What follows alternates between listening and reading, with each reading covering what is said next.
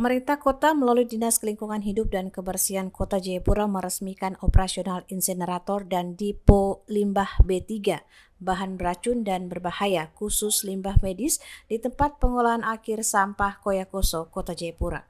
Insinerator dan depo limbah B3 menjadi kebutuhan Kota Jayapura dengan adanya peningkatan limbah medis dari operasional rumah sakit, puskesmas, klinik, dan sarana kesehatan lainnya selama masa pandemi COVID-19. Kepala Dinas Lingkungan Hidup dan Kebersihan Kota Jayapura, Dolvina J. Cemano, menyatakan fasilitas kesehatan di Kota Jayapura dapat bekerja sama menangani dan mengolah limbah medis pada insinerator yang disediakan pemerintah Kota Jayapura.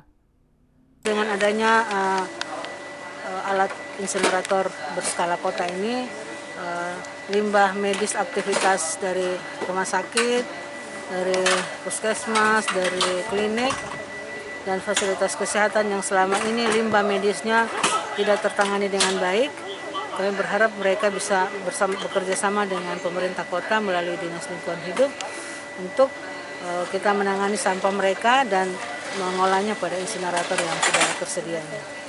Sehingga penanganan limbah medis yang selama ini mungkin ditangani tidak secara beraturan, tidak secara aturan yang ditentukan oleh kementerian, bisa dilakukan secara baik, dan limbah yang dihasilkan sudah melalui proses sehingga bisa dibuang ke fasilitas, ke media yang memang sudah ditentukan sesuai ketentuan.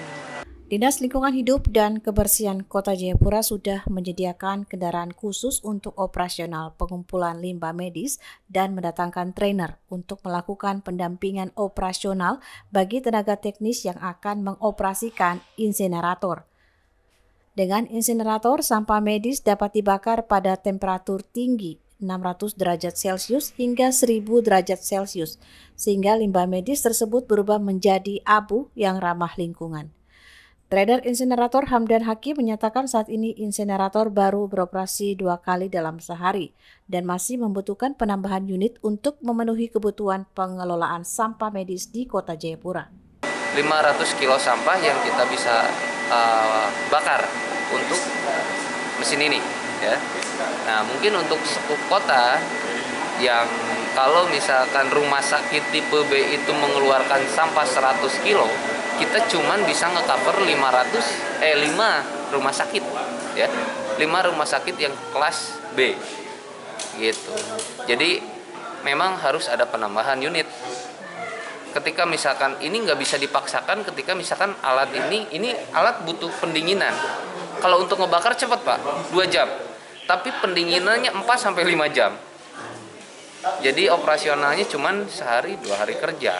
Hadirnya alat insinerator ini diharapkan mampu mengatasi permasalahan limbah medis dari 9 rumah sakit dan sejumlah puskesmas dan klinik swasta di Kota Jayapura. Tim Liputan Jubi TV.